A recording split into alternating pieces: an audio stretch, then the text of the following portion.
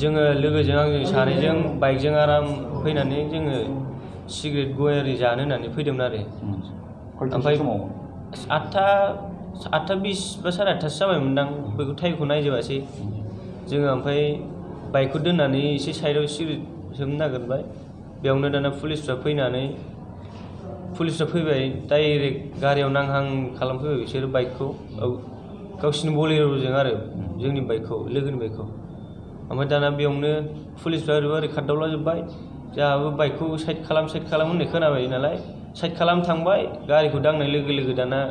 आथिङाव डाइरेक्ट फायरिं खालामबाय बिसोरो जेबो जाहोन गैयालासिनो नोंखौ मानो डाइरेक्ट फायरिं खालामखो बिसोर जोंबो जेबो बुंनो हाया जों मोनथियाना जेबो बिनि फारसे जेबो मोनथिया जोङो दा फायरिं खालामनायनि सिगां नोंखौ रायलायग्राखै जेबो रायलायाखै डाइरेक्ट ओंखारनानै गावसोर खारसारला खारबाय ओमफ्राय डाइरेक्ट आथिङाव गावबायल' आरो बिसोरो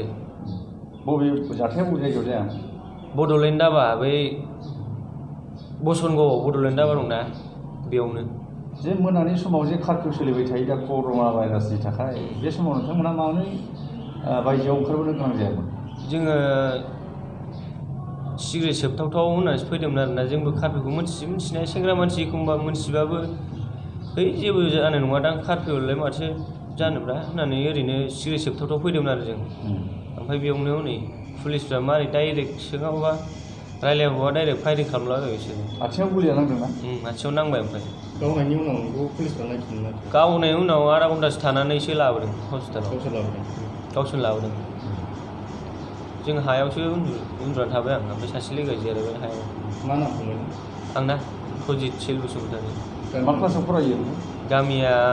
सथ' सामथाइबारि 8 सामथाइबारि आरो गामिखौ ओमफ्राय सिलिकास कट्रा हायार सेकेन्डारि स्कुलाव फरायो देग्लाय मेट्रिक होगोन